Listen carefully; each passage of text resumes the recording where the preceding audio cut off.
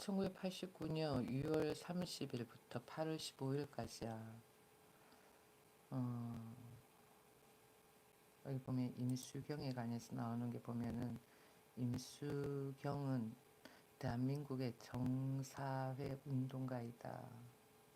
정부의 허가를 받지 않고 1989년 민간통일운동으로 전국대학생 대표사 협의회 대표로 조선민주주의 인민공화국 평양에서 개최된 제13차 세계청년 학생축전에 참석했다. 1989년도야. 그럼 갔다 와가지고 딱 내 대학교 들어가고 그러고는 바로였네. 휴전선을 걸어서 넘은 최초의 민간인으로 기록되었다. 그러니까 얘도 주사파로 명시되었다니까요. 근데 지금은 주사파 명단에 얘는 뺐더라고. 임종석도. 납득할 수가 없지. 글귀는 싹 바뀌었어.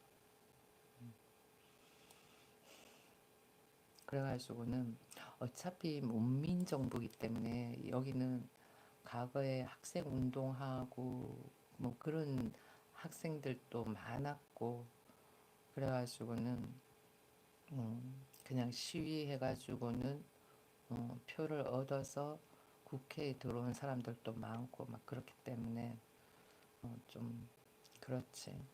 약간 과거에 이제는 물갈이가 싹 떼었으면 좋겠다는 생각밖에 안 들어.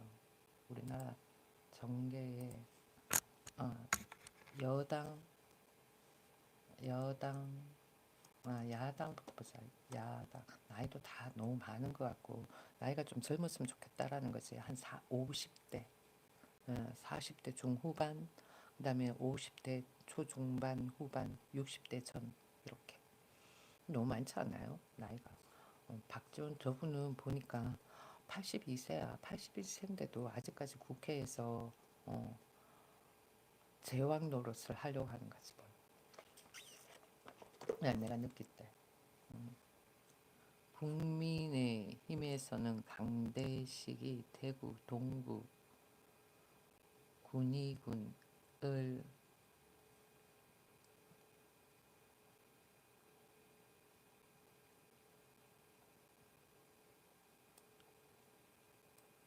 로 나온 것 같다. 재선이다. 그러니까 한번 뽑아낸 사람 뽑을 사람 없으니까 또 뽑고 막 그러는 것 같아. 이렇게 한번 나왔는 사람은 그 다음번에는 또 안 나오게끔 했으면 좋겠어. 예. 그 다음 나왔던 사람은 뭐 투표에 의해서 하는 거지만 안 나왔으면 한 번 나왔으면 거기서 끝나는 걸로.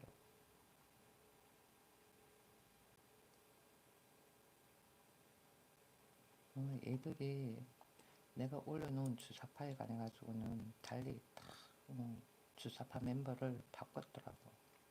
근데 나는 임종석 그 다음에는 임수경 저 애들은 주사파나 마찬가지야. 전복주의자. 여기 보면은 대한민국 대표 전복주의자들 소개합니다. 축하드립니다. 박원순 서울시장, 이정희 통합진보당 대표, 아티스트 낸시 랭, 소설가 공지영 씨가 대표적인 전복주의자로 선정되었습니다. 그러네. 특히나 박원순 서울시장은 윤창중 청와대 대변인, 정미홍 전 KBS 아나운서, 변희재 빅뉴스 대표에 의해 연이어 종북주의자로 뽑히며 골수 종북주의자로서 탄탄한 입지를 다시 한번 새기게 되었습니다. 진짜 재밌게 표현을 해놓은 것 같다. 매번 선거철 만화가 아니고 마다 그러겠지. 어김없이 등장하는 탓에 이제 국민들에게 익숙하다 못해 친숙하기까지 한 종북주의자란 칭호를 받으신 분들에게 다시 한번 진심으로 축하의 말씀을 전합니다. 앞으로도 대표적인 종북주의자답게 일선에 열심히 시민을 위해 일해주시고 노동자 서민을 위한 정치를 해주시고 재치있고 의미있는 공연 많이 해주시고 내면을 살찌우고 삶을 성찰할 수 있는 좋은 소설 많이 써주기를 부탁드립니다. 이명박 정부 5년의 노력이 마침내 결실을 맺다. 종북주의. 원래 종북주의 개념은 북한을 맹목적으로 추종한다는 의미입니다.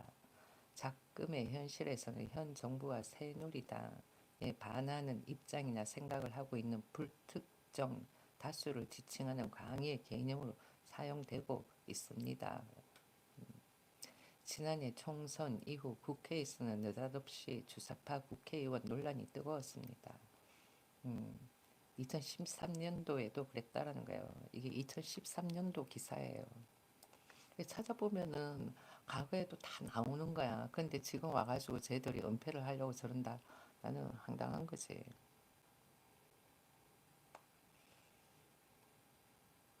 계속 읽어보면요.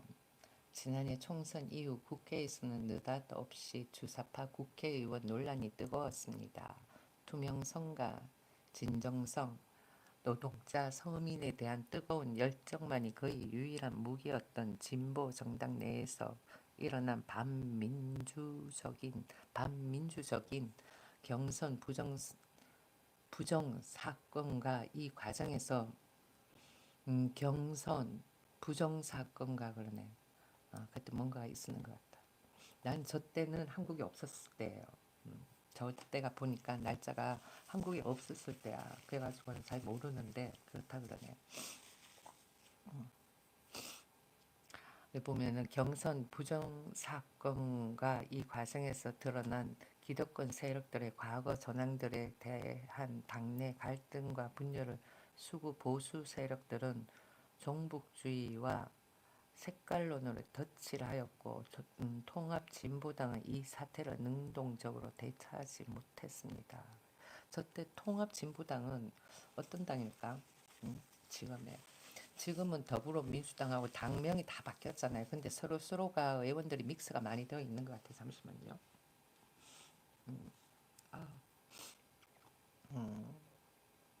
여기 또 보면은 급기야 당시 새누리당 박근혜 비상대책위원장의 국가관을 의심받는 사람들이 국회의원이 돼서는 안 된다라는 발언까지 더해져 그렇지 종북주의와 주사파 논란이 한동안 거세게 일었습니다. 지금도 거세게 일고 있잖아요.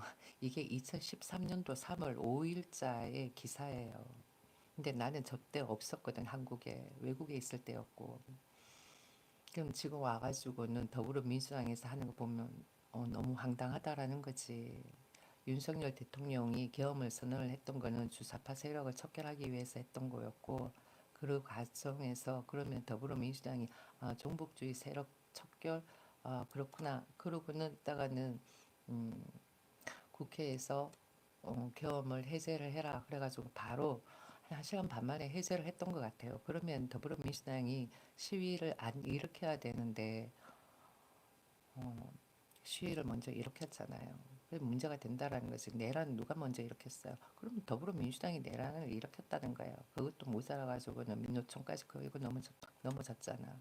그런데 이번에 민노총하고 뭐 무슨 어떤 협의를 받는지 모르겠지만 여기 뉴스도 보잖아요. 뉴스 보면은 삼성하고 노사하고 뭔가 또 협의를 보면서 노사가 좀 이렇게 이익이 가게끔 뭐 그렇게 또 한 것 같더라고. 뭐 그런 쪽에 뭐 그러니까 시위를 한번 해줌으로 해가지고는 니네들이 뭐 요구하는 그런 것을 들어주겠다 이런 그 제안이 있었는지 모르겠지만은 아까 낮에 잠깐 봤을 때 그 이야기가 있더라고.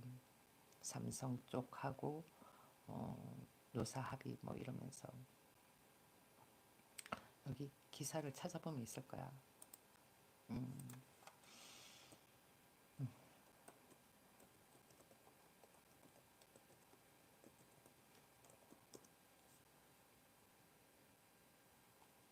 나오네. 삼성전자 노사 원래 임단협 잠정 합의 5.1% 인상 자사주 30주 주는 거. 이게 언제죠? 2월 24일. 삼성전자가 노사가 임금을 평균 5.1% 올리고 자사주로 30주씩 주는 방안에 잠정 합의했다 그러는 거야. 그러니까 이번 시위에 끌어들이고 그렇게 한 것 같다라는 나는 그런 생각이 드는 거야. 내가 더불어민주당이 더 이상 그러면 안 된다라는 거지. 봐봐 삼성전자가 매입하는 자사주 가운데 소각되지 않고 시장에 다시 풀리는 비중이 더욱 늘어날 전망이다. 그러네. 일단은 30조씩 주는 그런 걸로 방안을 모색을 했다라는 거지.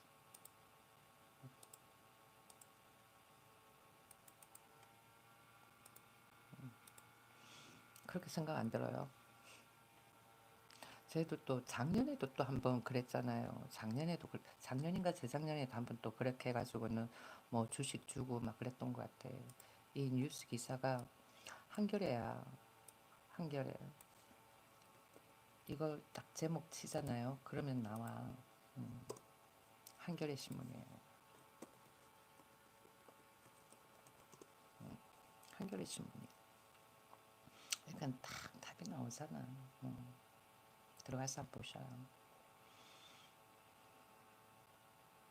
그러니까 난 내가 봤으면 내란을 더불어민주당이 부르고 있는 거야. 본인들이 그렇게 뭔가 의심이 안 간다. 그런 뭐 종북주의 그런 거 없다. 이러면은 굳이 뭐 노사 이렇게 민노총까지 끌어들어가지고 시위 현장에 그렇게 보내거나 그런 건 할 필요가 없었다라는 거지. 문제가 있다라는 거야. 그리고는 음, 임수경, 임종석 그런 사람은 정부에 들이면 안 된다라는 거야. 아니라는 거지. 여기 보면은 또 나와.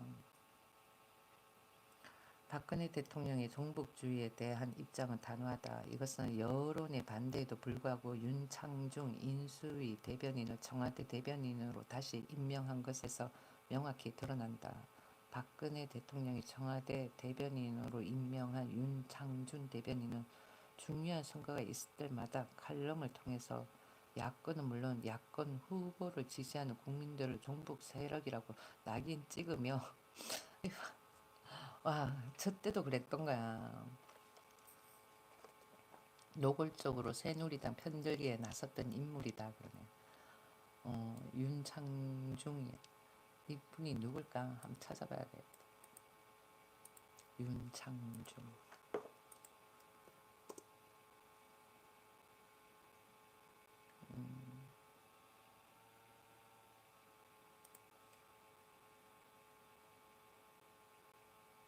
박근혜 정부에서 대통령 비서실장까지 하셨네. 1981년 한국일보에 입사한 것을 시작으로 해가지고 언론계에 입문했고 노태우 정부 말기 청와대 정무수석실 행정관을 지냈고 이해창 한나라당 후보 언론 보호자 역을 맡았으며 1999년에 문화일보 논설위원으로 언론계에 복귀했다. 민주통합당 그에게 대변인의 임명. 민주통합당은 어떤 당이었지? 아, 민주당, 대한민국의 민주당계 정당으로 민주당, 시민통합당의 합당과 한국노동조합 총연맹과 그 외 시민단체의 참여로 출범하였다. 그래. 그러고는 2013년 5월 이전에는 민주통합당이라는 당명을 사용하였고 2013년 5월 4일 전국 대의원 대회에서 만장일치로 민주당으로 개명을 얼결했다. 그래. 아, 민주통합당이 민주당이다.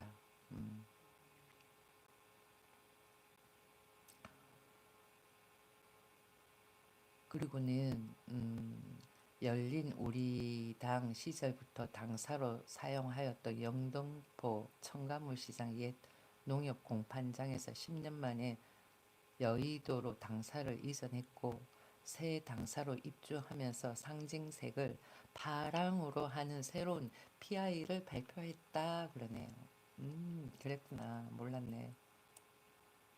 음, 이게 그러니까 민주당이 민주통합당에서 민주당으로 바꿨는데 보니까 여기가 어, 민주당이 시민통합당은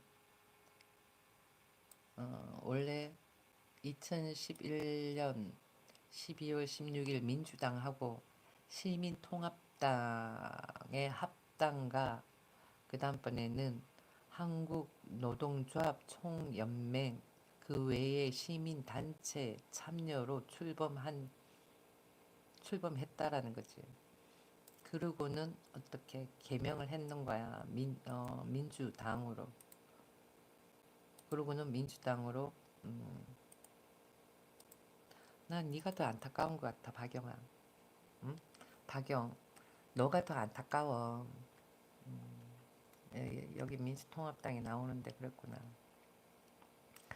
또 이렇게 읽어보면은 음, 이 사람 같은 경우에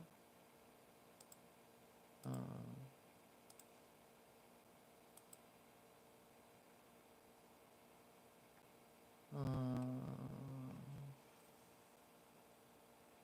2013년 박근혜 정부 초대 2월 24일이네. 그러니까 외국에 있을 때 투표하라고 막 그러더라고. 외국인 투표. 박근혜 정부의 초대 대통령 비서실 대변인에 내정되었다. 이 사람이 김기 저기 막 이 사람이 윤 윤창준 정치부 기자로 경력을 바탕으로 1994년에 출판한 김영삼 대통령과 청와대 사람들 이런 책을 출간을 했다 그러네요. 어우, 조금 안 좋은 좀 이력도 있긴 하네. 음. 어휘 선택을 잘 못하니까 항상 노랑 딱지에 걸리는 것 같아. 그래서 조심해야 돼. 일단은 여기 보면은 또 계속 또 읽어보면 이 윤창중 이분 같은 경우에는 음,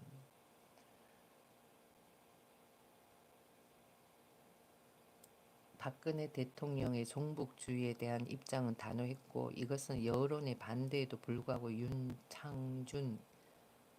윤창중이야. 인수위 대변인을 청와대 대변인으로 다시 임명한 것에서 명확히 드러난다. 박근혜 대통령이 청와대 대변인으로 임명한 윤창중 대변인은 중요한 선거가 있을 때마다 칼럼을 통해서 야권은 물론 야권 후보를 지지하는 국민들을 종북 세력이라고 낙인 찍으며 노골적으로 새누리당 편들기에 나섰던 인물이다. 서울시장 선거를 직전에 둔 2011년 10월 24일에도 박원순 서울시장을 종북주의자로 규정하고 박원순을 선택하는 것은 대한민국을 결단내는 행렬에 동참하는 것이라며 극단적인 색깔론을 펼치기도 했다 그러네요. 박 대통령과 정치권뿐만 아니라 보수 우경화된 사회 분위기를 반영하듯 종북주의자라는 말은 심심치 않게 사용되고 있습니다. 불과 얼마 전에도 전 KBS 아나운서였던 정미홍 씨가 박원순 서울시장과 이재명 성남시장 등을 거론하며 종북주의 성향의 지자체장들을 퇴출시켜야 한다는 발언으로 여론의 질타를 받은 적도 있었습니다. 이처럼 종북주의는 언제 어디서든 정부 여당과 수구 보수들의 정치적 목적을 위해 마치 정가의 보도처럼 사용할 수 있는 가장 강력한 무기이자 전략이 되어 온 것입니다. 그동안 선거철마다 정치적 위기의 순간마다 색깔론으로 무장한 종북주의의 공세는 끊이지 않았습니다. 만 이제는 시쳇말로 X나 입에 담을 수 있는 정도로 흔하게 사용되어지고 있습니다. 그런데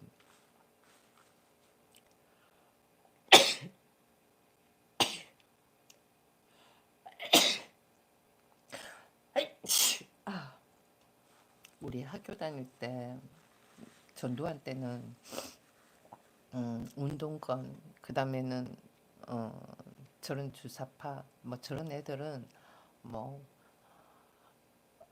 거의 뭐 이거였지. 이거 이렇게 정권 하나 바뀌고 나니까 뭐 괜찮다라고 돼버린 거야.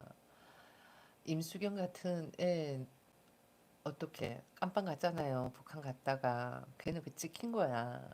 근데 정권 바뀌니까 괜찮다라는 거는 문제가 된다라니까요. 북한을 지발로 건너갔다가 지발로 왔다라는 거는 어, 김일 그 당시 때는 김일성이었지. 어, 김일성 봐봐라 뭐 이런 것도 있는 거야. 난널 어, 수, 이렇게 북한에 갔다 온 것을 숨기지 않고 당당하게 왔다라는 것을 보여주는 거야. 그러면은 본인이 종북주의자다라는 것을 신임을 시켜주는 거나 마찬가지라고. 걔는 그렇게 건너왔다라는 바로 잡힌다라는 걸 알게 되는 건데 그렇잖아요.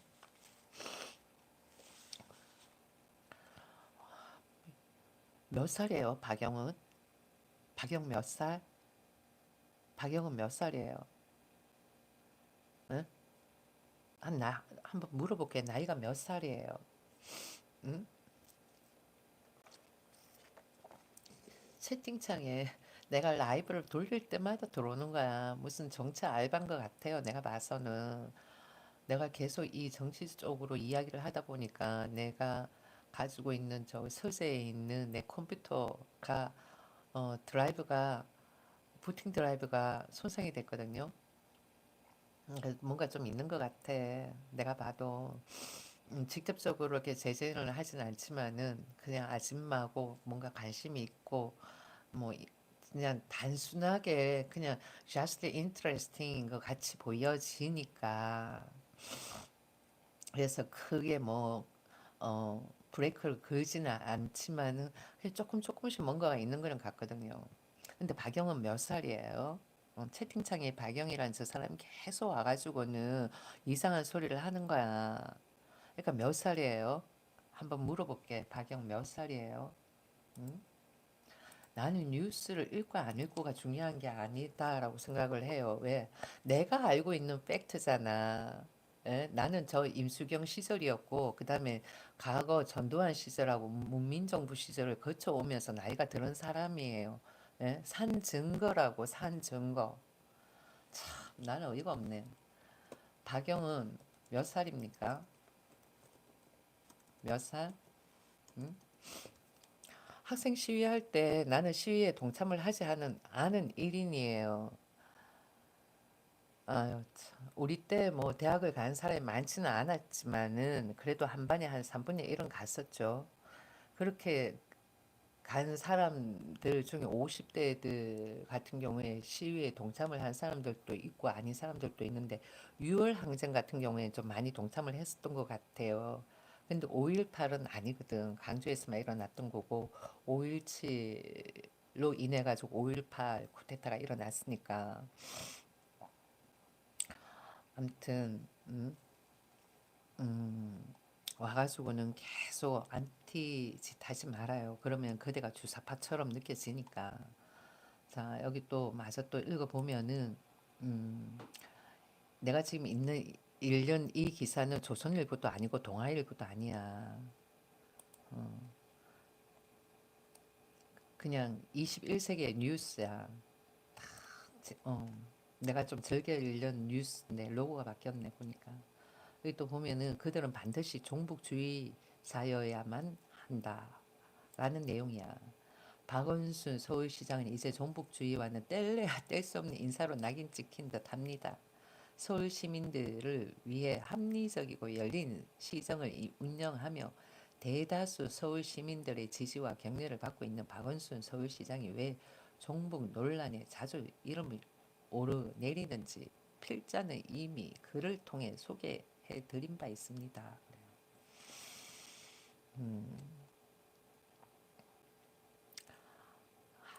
그래 내가 묻잖아. 이런 이야기 적지 말고 몇 살이냐고 묻잖아. 몇 살이에요? 박영.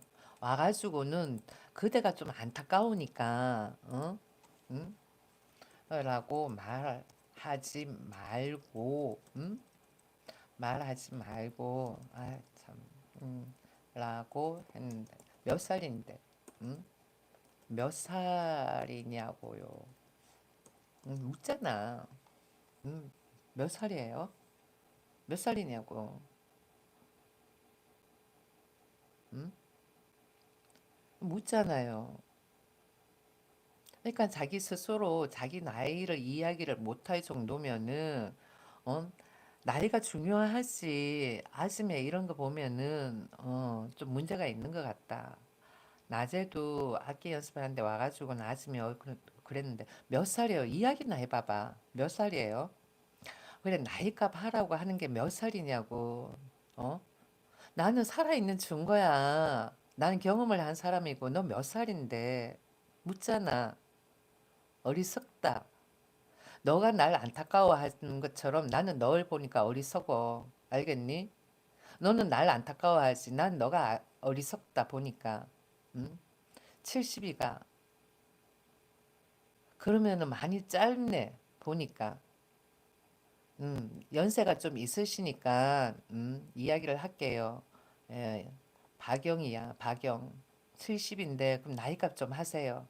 아시겠어요? 와가지고는 이렇게 적지 말고 나이값 좀 합시다. 뭐 하시는데? 어? 저기 누구야? 박지원 그분 이상한 소리 들었다 그랬죠. 내 입에서 이상한 소리 안 나오게끔 행동을 좀 하세요. 와가지고는 헛짓거리 하지 말고 아시겠습니까? 나이값 좀 하세요. 어? 무지하게 들려요. 말 그대로 똥인지 된장인지 구분 못하는 것처럼 보인다고요. 아시겠습니까? 나 그래 연세 많으신 분 안 접하고 싶으니까 대화가 안 돼요. 아시겠어요? 예? 그러니까 그 이렇게 내가 항상 느끼는 게 있어. 나이가 연세가 많으시거나 아니면 문민정부 때 공부를 한 학생들 같은 경우에는 윤석열 탄핵 저걸 어쩌면 찬성할 수도 있을 거라고 가방끈이 좀 짧은 사람들은 그런데 대충 이렇게 보면은 우리 세대나 아니면은 30대쯤 이렇게 하면 찾아보면 금방 나오니까 그러면은 파악이 된다고 이해가 빨리 간다고 무조건 계엄이 해서는 안 된다. 그럼 과거에 광주에서 경험을 했던 그 경험 그거 생각하고는 그러는 것 같은데 예, 조금 판단력이 흐린 것 같으니까 예, 그냥 나가주셔요. 다음번에 들어오지 마세요. 예, 아시겠어요? 쌀이 아깝단다. 내가 생각했을 때 나도 쌀이 아까운 것 같습니다. 북한에 사십니까? 예? 북한에 사세요? 본인 걱정하셔요. 예, 윤석열 대통령 계엄 선포한 건 주사파 세력을 척결하기 위해서야. 주사파가 있어도 괜찮습니까? 한번 물어봅시다. 3월이면 끝나. 이제 이건희랑 감옥 가자.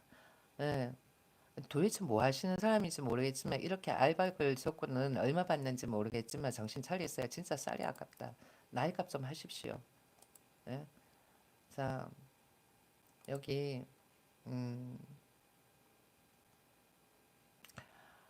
여기 보면은 요거는 내가 이렇게 카피를 해놓고 페이스트를 해놓고 어, 나이값 좀 하세요. 이제 좀 들어오지 마세요. 여기 24시간 제한시켜 놓고 요거는 내가 어, 당신 걸 박영 말도 안 되는 내용을 보지 말라고 그렇게 말하지 말고 나는 팩트를 이야기를 했어요. 라고 말했는데 경험 팩트를 이야기했습니다. 내 대학교 다닐 때 70이면은 대학을 안 나오셨을 수도 있잖아요. 나는 내 대학교 때 경험을 이야기를 하는 거예요. 아시겠습니까? 자, 여기 또 보면은 이 두 편의 글을 읽어 보시면 저들이 말하는 종북주의 실체를 단번에 파악하실 수 있으실 것입니다. 그러니까 내가 읽는데 뭔가 자꾸 은폐를 하려고 하는 것 같아요. 그렇지 않아요? 박영은 계속 와가지고는 나한테 그러는데 그러면 그럴수록 더 이상하게 느껴져요. 아까 전에 말한 것처럼 3월에 결정 난다니까 3월에 결정 나니까 그럼 기다리시면 되는 거잖아요. 뭐가 문제야? 나는 그냥 종북주의 이야기 해주는 거야. 모르는 사람도 많으니까. 누구 젊은 애들은 모를 수가 있잖아요. 나이 든 사람들은 알겠지만은 그렇지 않아요? 여기 보면은 박은순 시장이 퍼뜨리는 행복 바이러스 그런다. 하니까 이 사이트는 연결할 수 없습니다. 그래요. 딱 말하면 오 이런 그러면서 내 사이트 아까 전에 그 1등계 사라져 버렸어. 이를 이를 웃자냐. 그러면 다시 또 검색을 해봐야지.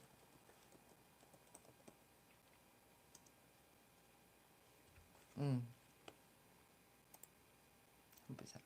여기 나왔다.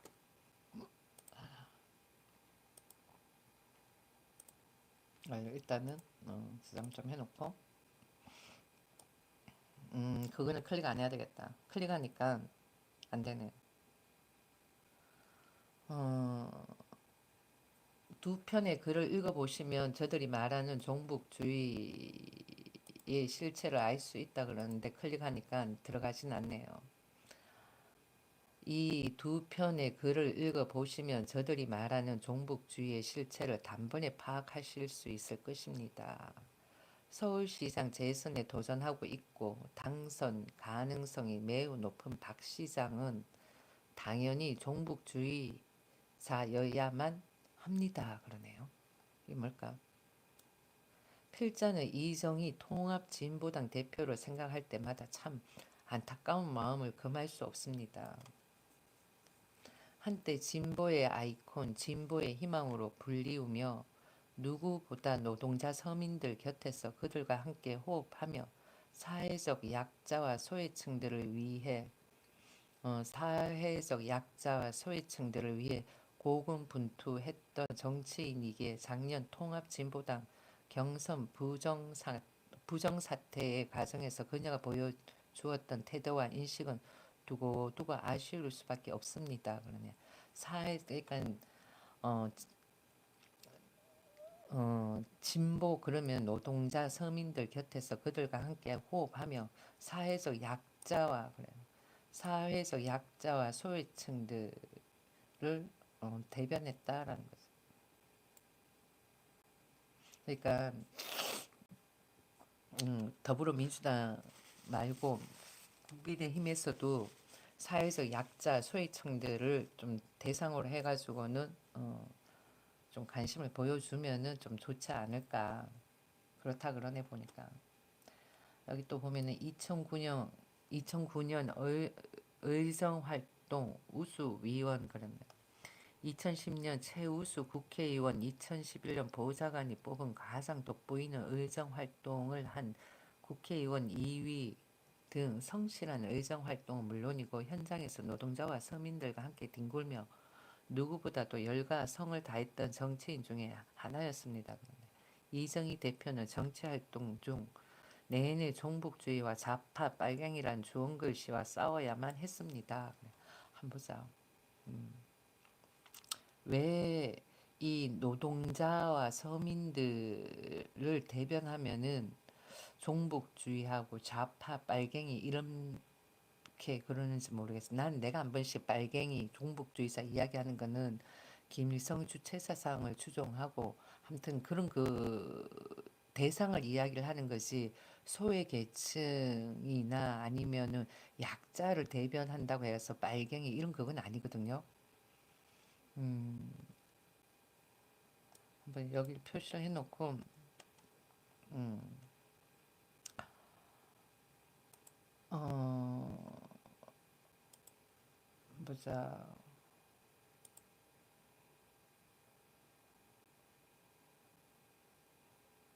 이정희.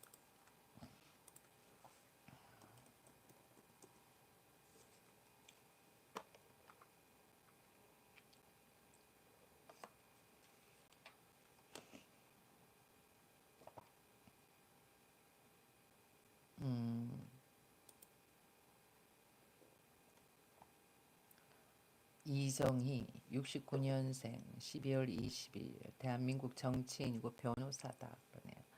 인권운동가, 여성운동가, 인권변호사, 정치인으로 활동하였다. 민주노동당 비례대표로 제18대 국회의원에 당선되어 정치계에 입문하였고 2008년 민주노동당 원내 부대표가 되고 이후 민주노동당 당대표 통합진보당 공동대표 통합진보당 대표 통합진보당 제18대 대선 후보를 지냈다. 1992년 미군 기지촌 윤금이 피살 사건을 접하면서 학생운동에 참여하였고, 주한 미군 기지촌에서 어머니의 빚 대신 생활하는 소녀를 보고 여성운동에도 참여하여 주한 미군과 여성 문제에 관심을 갖고 사회활동을 벌여왔다.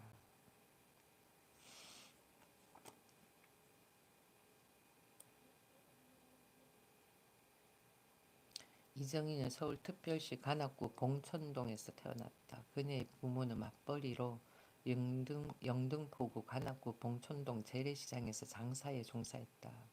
그녀는 산동네 재래시장 지하 단칸방에서 어린 시절을 보냈다. 지하 단칸방에서 살던 그녀는 여름에 수해와 물난리를 겪기도 했고, 중학교 재학 무렵 집안 형편이 나아져 2층집으로 이사하였다. 학창시절 내내 상위권 성적을 유지했다. 그러니까, 야, 이러면 부모님이 어, 일하는데 신이 꼴꼴 났을 것 같대. 예, 일하는데 자식 공부 잘하면은 힘이 절로 나죠. 야, 340점 만점에 323점을 획득했다 그래. 저거 보니까 내 동생 생각나네. 내 동생도 거의 만점이었는데, 거의 만점이다시피.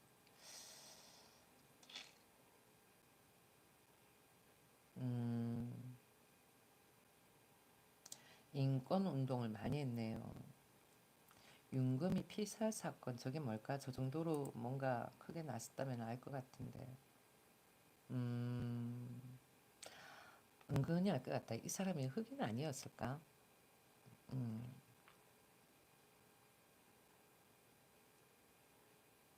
이 사람이 흑인이었을 것 같은데. 콜라병으로 맞은 얼굴에 한몰 그로 인한 과다출혈이다.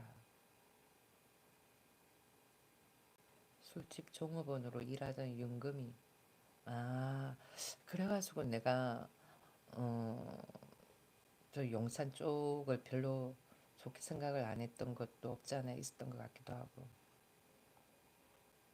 아니야, 근데 저거는 92년도. 그래, 맞네.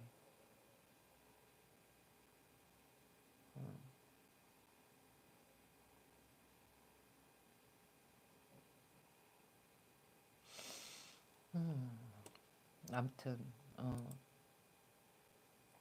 이분이 그렇게 어, 노동자, 서민, 사회적 약자, 소외층의 편에 서가지고는 인권 운동을 많이 했다 그러네. 기득권 세력에 의해 마녀 사냥을 당해야 했고, 언제나 왜? 그 대상이 이성이든 김대중이든 노무현이든 문재인이든 박원순이든 가릴 것 없이 그들은 종북 세력으로 규정지어져야 했다. 아마도 대한민국이 남북 분단 대치 상황이 끝나지 않는 한 노동자 서민의 입장에서 행동하는 정치인과 정치 세력, 시민들에게 종북이란 단어는 영원히 따라다닐 수밖에 없는 천형과도 같을 것이다 그러네요. 내가 한 번씩 이야기하는 종북은 저래서 종북이 아니야. 예. 내가 말하는 건 진짜 김일성 주체 사상을 추종하는 그걸 말하는 거예요. 근데 저기서 저렇다. 그러니까 매번 그랬던 것 같은 생각도 드네.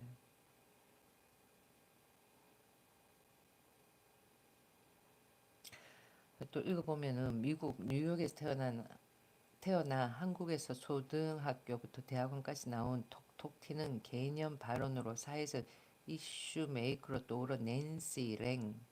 역시 저들의 눈에는 종북주의자일 뿐입니다.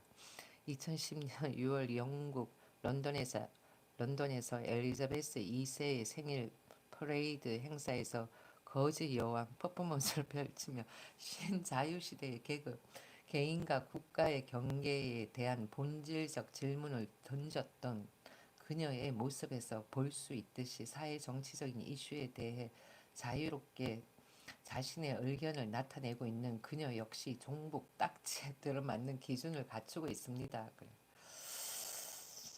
음, 그러니까 누군가가 내가 생각해서는 누군가가 그렇게 음, 잘못된 생각을 심어주는 거 아닌가 싶은 생각이 들어요. 예. 보니까 저기 누구지? 이정희 저분도 좋은 일을 많이 했는데 좋은 일을 많이 했는데 그렇잖아. 그 외의 거는 잘 모르겠지만 아까 전에 잠깐 읽어봤을 때 외국 문헌이거든요. 외국 문헌을 잠깐 읽어봤을 때는 좋은 일을 많이 한 거야. 음, 저 상황이 어떤 상황인지 모르겠지만은 그때 한번 이태원 사건 그러면서 한번 났었던 것 같아요. 동두천시 기지촌 이런데 경기도 동두천시인데 나는 이태원 사건도 한번 있었던 거 알고 있거든요. 보자. 이태원 90년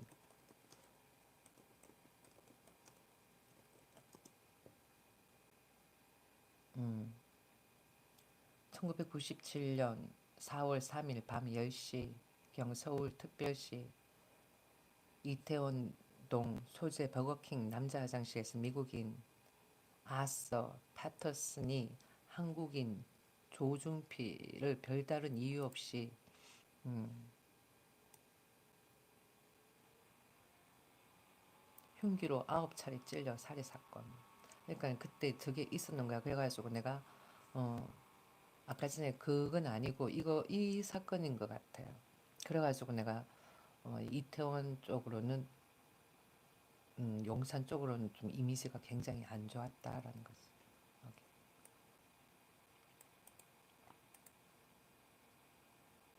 그래가지고는 용산 집값이 아무리 올랐다 하더라도 별 관심이 없다라는 거야. 그러니까 사람이 기억에 대한 안 좋은 기억에 대한 트라우마는 오래 가거든요. 물론 용산하고 뭐 집값 오른 지역하고 다르다라고 하지만은 그래도 그렇다는 거. 슈퍼챗 닉네임이 마마야 그랬는데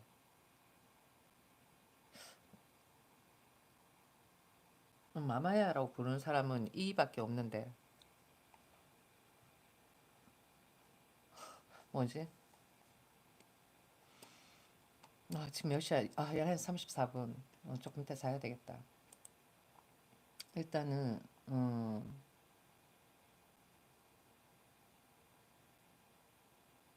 여기 보면은 국정원은 지난달 28일 북한을 찬양하는 게시물이나 웹사이트 등을 국가정보원에서 신고한 시민과 학생 80여 명을 초청해 행사를 열었다 그래. 음,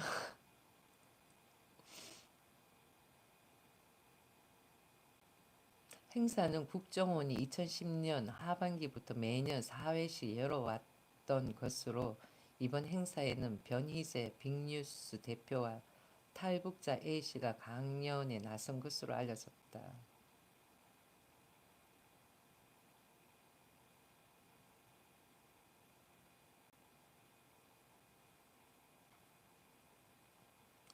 국가기관인 국정원은 이와는 다르다. 국가기관인 국정원이 정치에 개입해서는 안 된다. 또한 특정 정파의 이해관계에 얽매여서도 안 되며 중립적인 위치에서 국가 안보와 국가 경쟁력 확보에 심혈을 기울여야 마땅하다. 종북주의자들을 양산하는 것은 다름 아닌 당신들이다. 그러네요. 어찌된 영문이지 대한민국에서는 4대강에 대해서 비판을 해도 종북이 되고 민간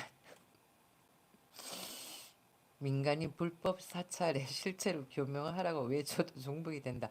야, 저거는 아니야. 내가 말하는 종북은 저거는 저런 뜻에서 종북이라고 하는 건 아니에요.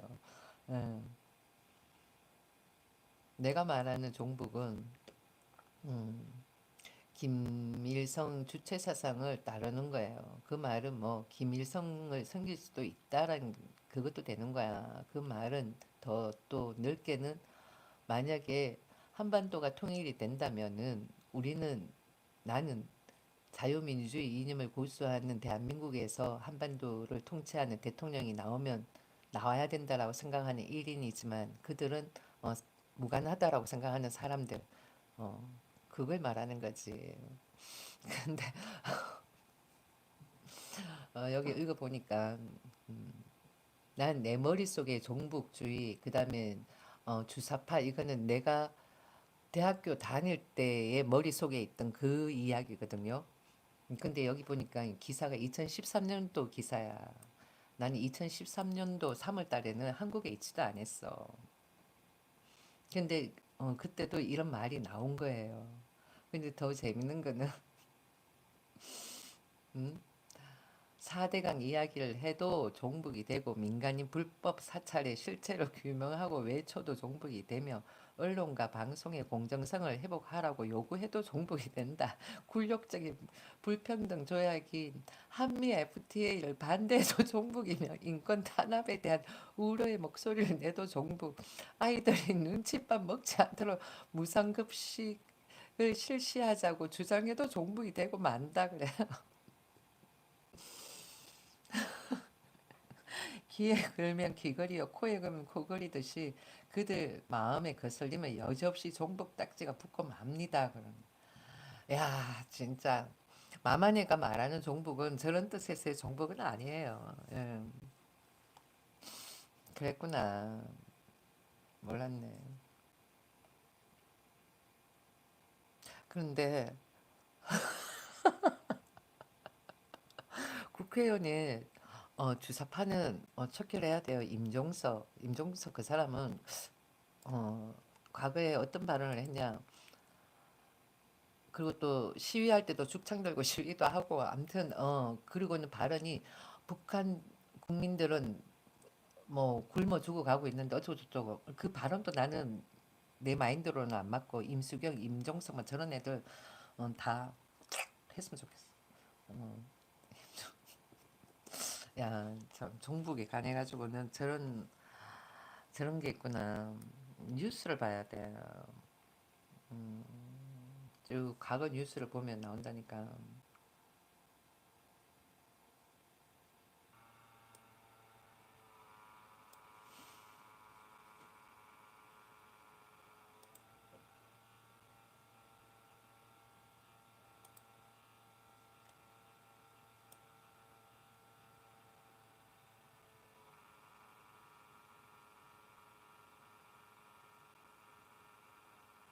아,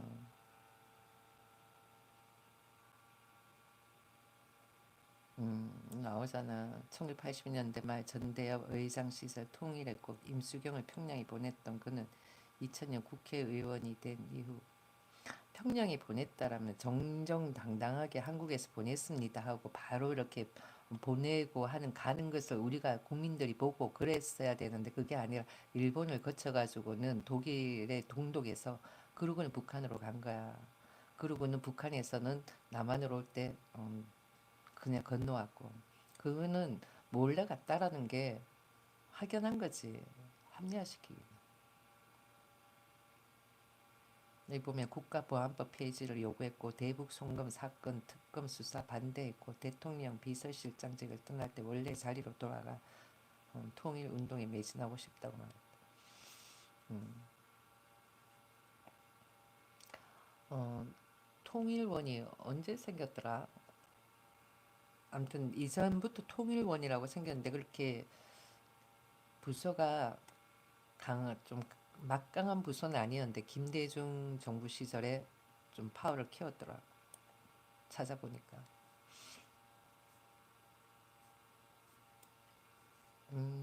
아까 전에 그거 마저 읽어봐야지. 아 진짜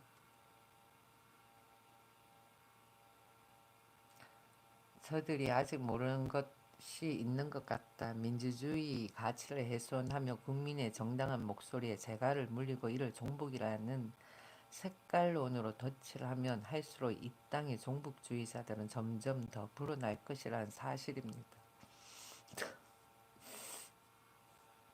종북주의자를 양산하는 것은 다름 아닌 바로 저들이기 때문입니다. 대다수 서민들을 편에서 그들의 삶을 개선시키고자 노력하고 잘못된 정부 정책에 대해 비판적 목소리를 내며 그래 나는 그거야. 나는 그거라니까. 사회 부조리와 부정부패를 고발하는 것이 종북주의자들이라면 필자 역시 어, 어, 기꺼이 그 멍에를 짊어지겠습니다. 부정부패를 고발하는 것이 종북주의자야. 난 그건 아니라고 봐. 내가 말하는 종북이 그게 아니야.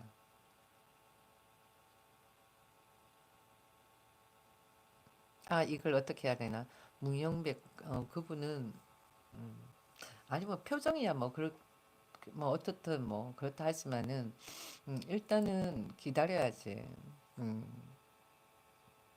그렇다니까요. 그 사람 어 그냥 허술하게 그냥 계엄을 한 게 아니야. 그냥 그리고 또 뭐야 한번 좀 찔러본 것도 있는 것 같기도 하고 이참에 뭔가 좀 확 바꾸자라는 것도 있는 거지. 과거에 왜 문민정부 주권은 국민에게 그렇잖아요. 근데 주권이 국민한테 어디 있어? 노동자들한테만 있지. 맨날 이렇게 해가지고 자기네들 파워 키워가고 내가 봐가지고는 조금 질서를 잡자라는 거 아닐까 싶은 것 같아요. 응? 나도 처음에는 정말 대한민국 실정을 잘 모르는 분 같다. 어떻게 예고도 있고 과학고도 있고 그런데 각계 특색 있는 고등학교를 만들자. 예술 고등학교는 예술 고등학교, 과학고는 뭐 그렇게 이야기하길래 난 깜짝 놀랐지. 야, 저게 언제부터 있었는데 저걸 만들자라고 이야기를 해? 그러면 도대체 얼마큼 실정을 모른다는 거야. 저런 사람이 어떻게 대통령이 되지? 으하하하 하고는 이랬던 일인이었어요. 그런데 사람을 계속 보니까 진국인 거야. 괜찮더라니까요. 소신도 있고. 그런데 이재명 씨 같은 경우에는 파면 이상해. 파면 이상하고 그리고는 좀 실망이 되고 경제 부분에 있어도 좀 거시적으로 생각을 잘 못하는 것 같고 그렇게 보여요. 그러니까 서민들을 생각해 주는 거 좋지만은 당장 눈앞에 보이는 거는 어, 좋을지 모르겠지만은 거시적으로 생각하면은 그분이 내는 모든 안건은 별로다라는 거지. 이번에 국민연금 개편 그것도 우파 쪽에서 낸 거 괜찮더라고. 내가 봐서는 그게 OECD 국가 중에서 일본하고 그다음에 스웨덴 그다음 또 독일 그러던가 그래 그 외에 또 24개국에서 그걸 채택을 했대요.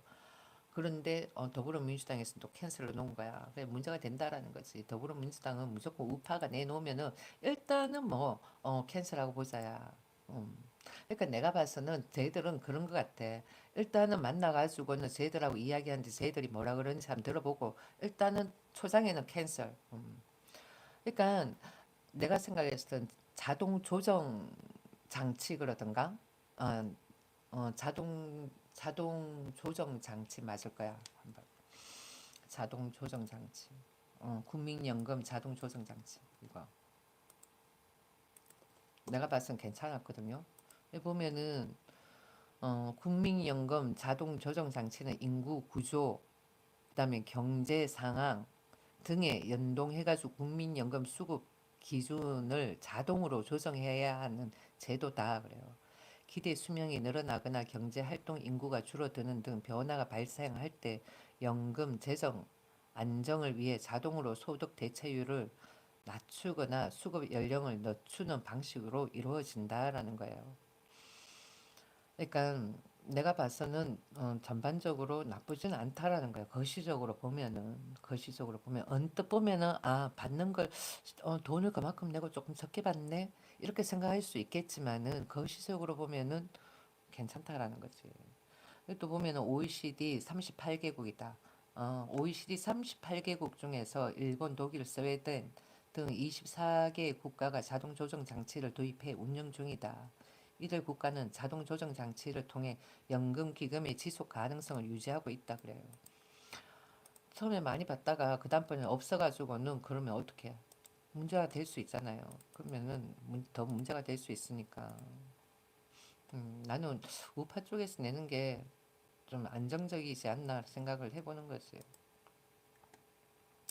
자동 조정 장치가 도입되면 가입자 수와 기대 수명 등 조건에 따라 향후 연금 수급액이 달라질 수 있다. 조금 더 많이 받을 수도 있고 조금 적게 받을 수도 있을 거는 같아 보니까. 가입자 수가 증가하면 연금 수급액이 증가하고 감소하면 연금 수급액이 감소한다 그러잖아요. 그러니까 음, 우리 때는 그냥 갈 것 같아. 그런데 아래 세대로 가면은 조금 문제가 되지 않을까.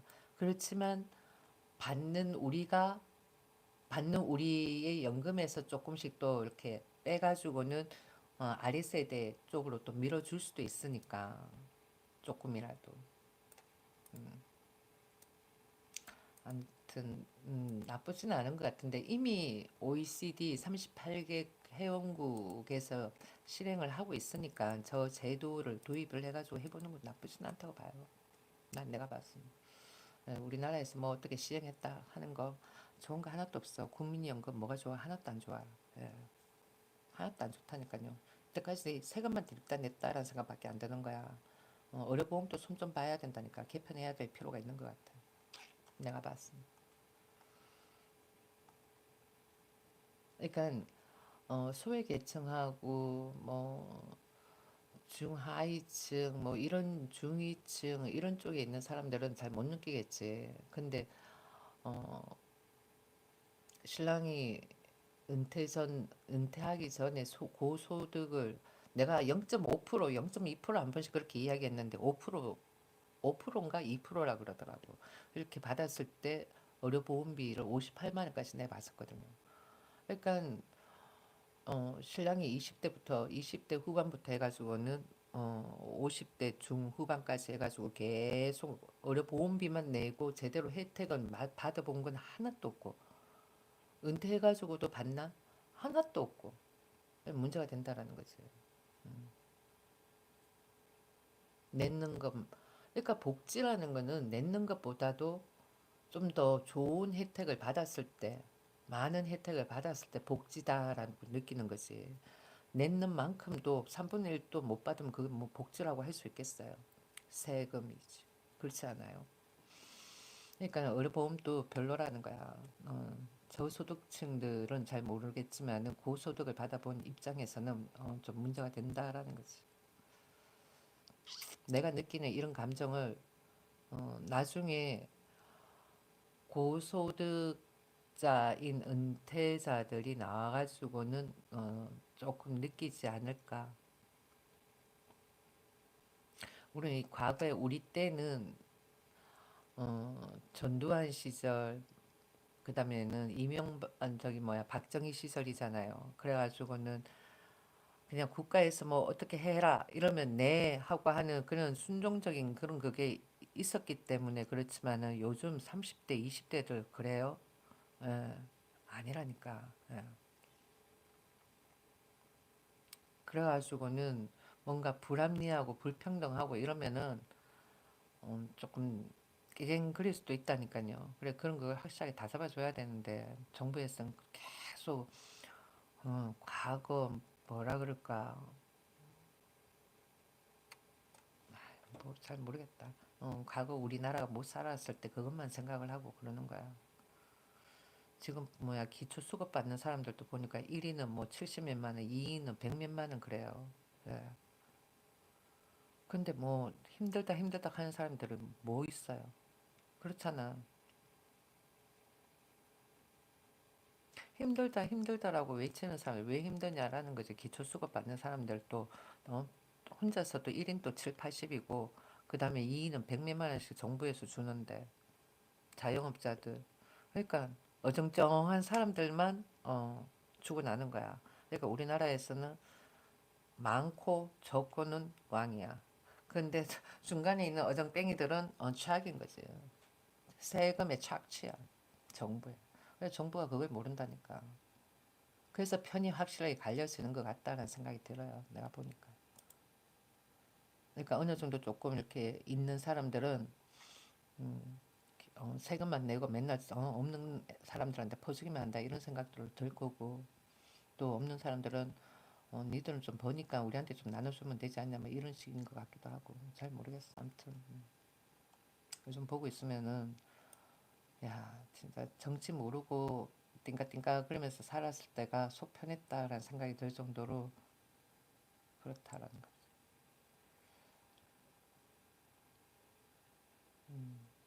여기 보면은 어, 참 이게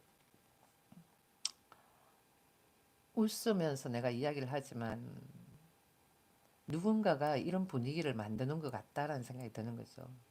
어찌된 영문인지 대한민국에선 4대강에 대해서 비판을 해도 종북이 되고, 민간인 불법 사찰의 실체를 규명하라고 외쳐도 종북이 되고, 언론과 방송의 공정성을 회복하라고 요구해도 종북이 된다. 이렇게 된다. 이게 왜 그런가 생각을 해보면은 얼마 전에 본 뉴스에서 간첩들이 과거 세월호처럼 이태원 사건을 그런 식으로 몰고 가라 이런 그게 있더라고 내용이. 예, 그래가지고는 정부에서 뭘 하려고 하는데 컴플레인을 하고 문제거리를 만들고 막 그러면은 간첩 아닌가 이렇게 생각을 한다라는 거지. 그래서 그런 거 아닌가 하는 생각도 들어요. 아무튼 나 이제 자야 되겠다. 12시다. 아까 전에 주사파가 여기 보면은 어, 조금 달리 정부에서 뉴라이트 그러면서 어제 글을 다시 올렸더라고. 근데 간첩은 있는 것 같아. 내가 봤으면 아직까지는. 그러니까 젊은 사람들한테 전두환하고 박근혜란다 저기 박정희 대통령에 관해 가지고는 뭐 독재. 연세가 많으신 분들이 그렇게 생각할 수도 있겠지. 아니면은 나 아까 전에 그랬잖아 주사파냐 하면서. 근데 내가 봐서는 박정희 대통령 같은 경우에는 그 당시 때 그렇게 카리스마 있게 뭔가 했었어야 했지만 그래도 그건 됐었다라는 거지. 옛날에 보면은 왜 남자들 머리 이만큼 장발해가지고는 가슴 이렇게 해벨레 그리고는 벌리고는 머리 파마 뽀글뽀글하게 해가지고는 막 돌아다니고 그랬다니까요.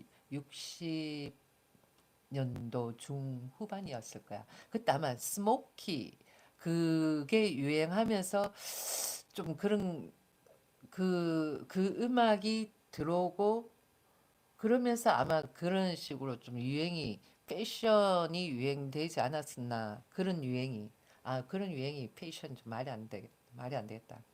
뭐라 그래야 되냐 어 그런 패셔너블한 지금 이야기하면 그냥 패셔너블이지 참 그 당시 때 생각하면은 어 그게 유행이었는데 단속을 했었던 거지 그 당시 때는. 탁 해가지고는 착착 자르고 옷도 남자가 나팔 바지 입고 막 그러면은 최악인 거지. 근데 그게 왜 스모키 이런 거 있었잖아요. 노래 내가 그 노래 좋아하거든요. 그 멤버들이 4인조 그 멤버들이 그 노래를 불렀는데 그런 그 흉내 내고 돌아다니는 사람들 있었으니까 그런 걸 단속을 했었던 것 같기도 하고 그때 70년도 후반 이렇게 그 스모키 멤버는 60년도 후반 이때 나왔는데 60년대생 그러니까 60년대생 후반 65년 7년 8년 뭐 62년 뭐 이런 사람들 그 당시 때 그랬던 거 아닌가 확실하게 어렴풋이 기억이 나는 것 같아. 그래가지고 80년대 초반에 칼라 사진을 찍으면은 그때 칼라가 나왔었지. 언뜻 보면은 다 머리가 이렇게 조금 길어. 그래가지고 그때 누구였지? 어, 그 남자 그 배우 중에 한 명 약간 머리 길게 해가지고 다니고 그랬던데.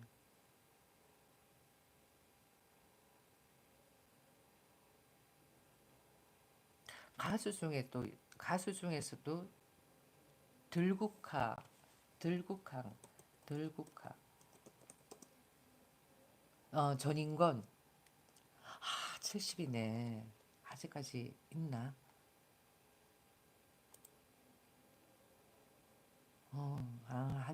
아직 있네. 진짜 새롭다. 진짜 새롭다. 김현식, 김현식.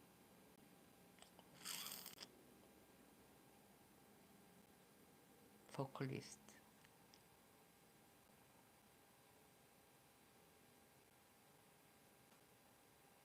인권이 라이프라는 대사로.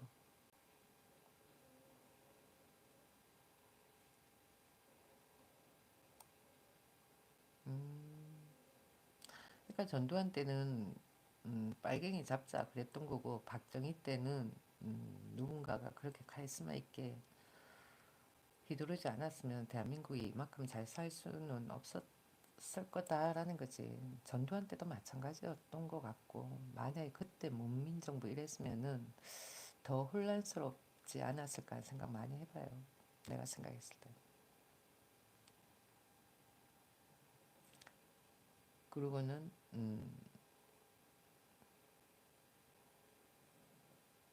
김영삼 다음에 김대중 정부가 아니라 계속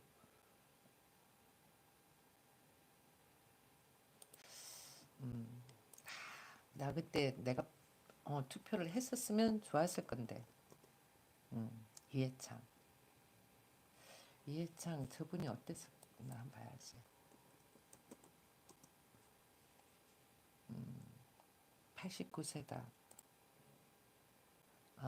돌아가셨네. 아직 살아계시네. 와, 35년생이다. 충청남도 예산군 대법관으로 퇴직했고 93년도에 법관 초기 조용수 오판 사건의 판사 가운데 한 명으로 참여했다. 박정희 정권과 전두환 정권에서는 정권의 요청을 거절하는 등 깊이 인물로 선정되어 1986년 4월 대법관직에서 퇴임당하였다. 군사 정권의 청탁과 압력에 굴하지 않고 소신껏 판결을 내려 대쪽 판사라는 별명을 붙였다. 1988년 노태우 정부 출범 이후 복귀하였으나 노태우 정부의 선거 개입과 부정선거를 질타하고 법관직을 사퇴하였다. 그러니까 선거를 치른다 이러면은 그 사람이 되어가지고는 이렇게 속속이 들여다보고 누군가를 찍어야지 하는 그런 생각이 많이 들더라고 요즘 들어서는.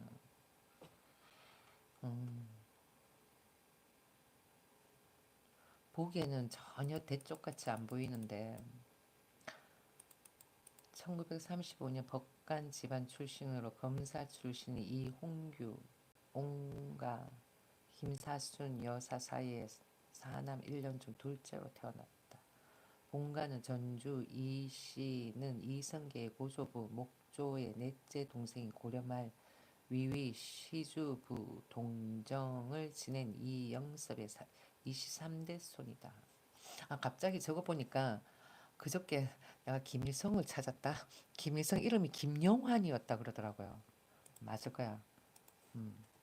김일성 딱 찾아 딱 들어가 보니까 나오는 거야. 여기 딱 들어가서 보면은 원래 이름이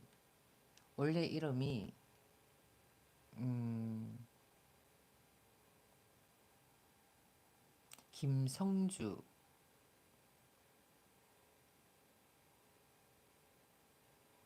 그런데 초기에는 김영환이란 가명을 쓰다가 그래요. 가명을 처음에는 김영환이라는 가명을 쓰다가 그리고는 10월 4일에 김일성이라는 이름을 쓰고 대중 앞에 나타났다 그래요. 그리고는 개신교 가게 출신인 그가 그래요. 원래 개신교 신자였는데 공산주의가 되면서 무신론자로 바뀐 것으로 추정된다. 그래요. 원래는 개신교였는데 공산주의가 되면서 무신론자로 바뀐 것으로 추정된다.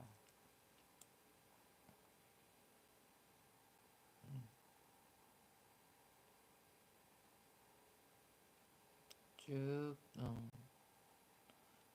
그래도 보면은 과거에는 이런 걸 이렇게 펼쳐보고 그랬다면은 바로 진짜 뭐 문제가 됐었지. 근데 지금은 뭐 그래도 크게 문제 삼는 건 아니니까 그것만 해도 많이 어, 전두환 시절보다는 북한과의 관계에 있어 가지고는 북한과의 관계에 있어서 가지고는이 아니라 북한에 대한 이야기를 하는 데 있어 가지고는 크게 뭐 문제를 삼는 것 같지는 않다라는 거지. 뭐 얘기할 필요는 없겠지만 근데 저 사람 같은 경우에는 김영삼 때 손을 내밀었다 그러더라고. 통일하자고. 김영삼 전 대통령에 관해 가지고는 어, 그 전반적인 연영을 보면은 나와요. 나도 내가 기억에 나. 그때 그랬었거든. 그 기억이 나. 음. 그러고 난 다음에 바로 한 달 있다가 죽었다라는 거. 그랬다라는 거지.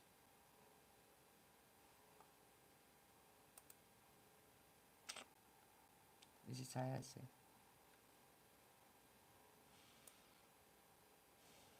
음.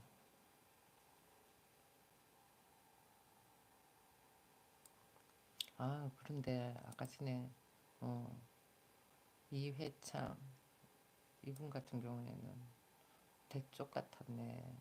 몰랐더니. 음. 와, 로마 가톨릭 교회에 귀하여 울라프라라는 세례명을 받고 신자가 되었다 그러네요. 성당에 다녔구나. 이렇게 나는 내 이미지에 성당을 다닌다는 남자들은 좀 약간 유하다라는 느낌 들고, 기독교를 믿는다라는 남자들은 좀 약간 스트롱하다 이런 느낌이 좀 많이 들거든.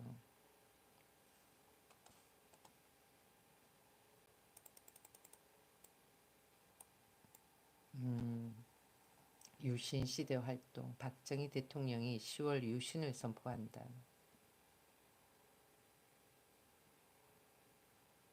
10월 유신에 적극 반대하지도 않았지만 10월 유신에 찬성하지도 않았다. 당시 판사와 대법관들은 10월 유신의 찬성과 반대를 놓고 둘로 나뉘었다. 이 일로 그는 박정희에게 찍혀서 요시찰 인물이 되었다. 1973년 3월 28일 서울 민사지법 부장판사에 재임명되었다. 1974년에는 민청 학년 관련자들에게 유죄 판결을 내리는 것을 반대하기도 했다.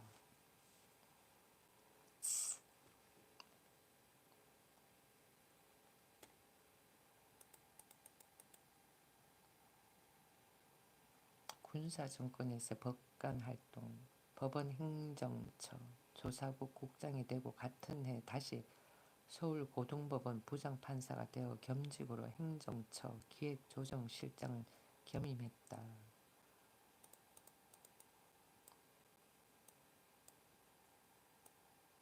음, 전두환 정권의 기피 인물로 지목되어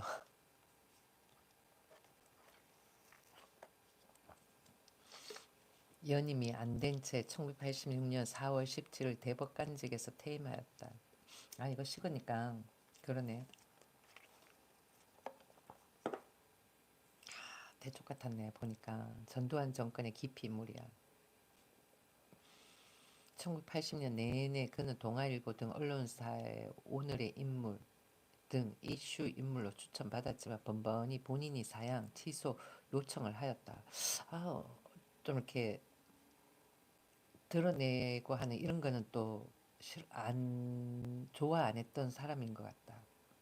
대법관 재임명에 탈락했지만 재임명 탈락이란 단어를 쓰지 말아 달라고 요청했다. 아, 그건 아닌가 보다.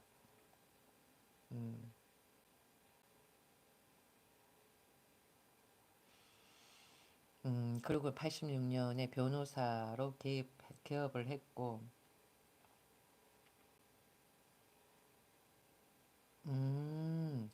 1986년 6월에 개인 가해 단속을 놓고 고려대학교 영어교육과 3학년생 한혜진 양이 구속돼서 가해 단속은 법적 무리가 있다는 입장을 견지했다 그래요. 즉 저때 개인 과외가 좀 안 됐었지. 왜 못하게 했을까?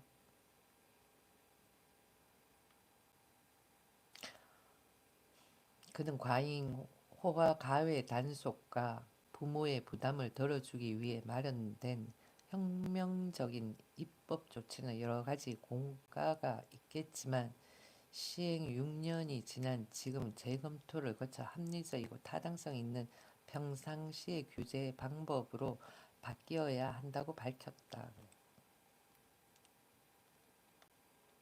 음.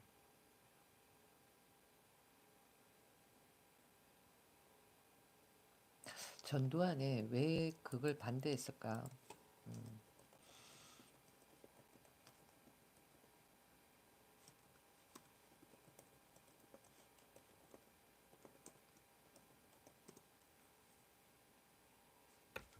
음, 여기 나와 있네. 전두환 시절 몰래 가외해보니 나의 오래된 사교육 편견 이런 게 있어요. 내가 과외를 받아본 것은 고등학교 1학년 겨울방학 YMCA 학원에서 해법 수학 저자 직강으로 수학 2 강의를 한 달에 들어본 것이 전부다.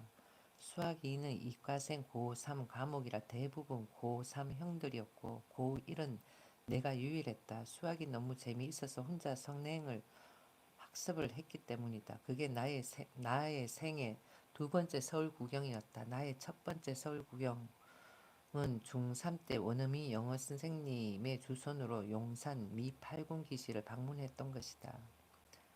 하지만 나는 가외 덕에 대학을 다닐 수 있었다. 아니었으면 우리 아버님은 장남의 교육을 위해 어렵사리 소장농을 벗어나서 본인이 샀던 땅들을 팔 수밖에 없었을 것이다. 나의 대학 2학년 때는 전두환 대통령이 집권하면서 민심을 사려고 과외 금지 조치를 취했다. 음, 그런 그때나 지금이나 사교육 철폐는 아주 인기 있는 포퓰리즘 공략의 대표적인 것이었다.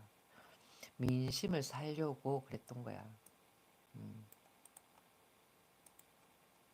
누구는 돈이 있고 누구는 돈이 없고 그래서 못 배우고 뭐 등등 그런 그게 있다 보니까 그런 것 같아요. 어, 포퓰리즘 공략이었던 거야. 네, 그리고 보면은 전두환 대통령 같은 경우에도 어, 꼭뭐 서민을 위하지 않는 정책은 아니었다라는 거죠. 그거 아니에요? 그렇잖아. 그렇게 나오잖아. 그러니까 지금 그러니까 이 계엄을 윤석열 대통령의 계엄이 잘못됐다는 것을 더불어민주당에서 자꾸만 이렇게 각인시켜 주듯이 그러면서 전두환 전 대통령을 뭐 포악한 사람으로 만드는 거야. 그러니까 난 내 기억에는 그냥 우리가 간첩 뭐 이러면은 문제가 크게 되었고 그 외에는 그냥 뭐 큰 문제 되지는 않았다라는 거지. 한번 보자. 그때면은 노태우 때였고, 그냥 기록에 잠깐 남고 벌금 물고 뭐 그 정도, 그랬던 것 같아요. 그 외에는 뭐 크게. 그러니까 난 지금 더불어민주당이 저렇게 하는 것 자체가 납득이 안 간다니까요. 다 봤어. 나는 이젠 다 풀렸어. 마마네가 뭐 이야기하는 종북은 여기서 말하는 저런 종북이 아니에요. 근데 저기서도 종북이라고 이야기하는 것 자체가 그만큼 우리나라에 간첩이 있으니까 나라를 흉흉하게 만들려고 하는 거 아닌가 하는 그런 거지. 어, 세월호 사건을 아니, 세월호 사건 때처럼 이태원 사건을 그렇게 흉흉하게 만들어라 뭐 그런 것처럼.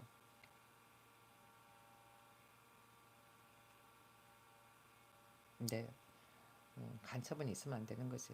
아예 차라리 북한을 도와주려고 생각을 하면은 국민들한테 이렇게 해가지고 북한을 도와주려고 하고 북한이 이렇게 이 정도의 힘이 되니까 이 정도를 좀 주고 그러면 나중에 북한에서 뭐가 어떻게 되면 북한 걸 우리가 또 가지고 이런 뭔가 윈윈이 있는 상태에서 해야 되는 건데 이거는 쉬쉬쉬쉬 하면서 국민들 혈세를 막 쥐어 짜듯이 해가지고는 세금 뜯어가지고 북한에 갖다 줘. 그거는 진짜 국민 기만인 거지. 예. 과거에 쌍팔년도에는 국민들이 배움이 떨어지니까 그런가 보다 하고는 소갈이 하면서 어 진짜 벽 보고는 욕하고 막 그러면서 참았던 거였지만 지금 같은 경우에는 아니라니까. 아무튼 시청 감사합니다. 마만이 이제 종료할게요. 누가 들으시는지 모르겠지만 어, 이제 종료해요. 나도 자야 되겠다. 12시 14분이다. 바이바이.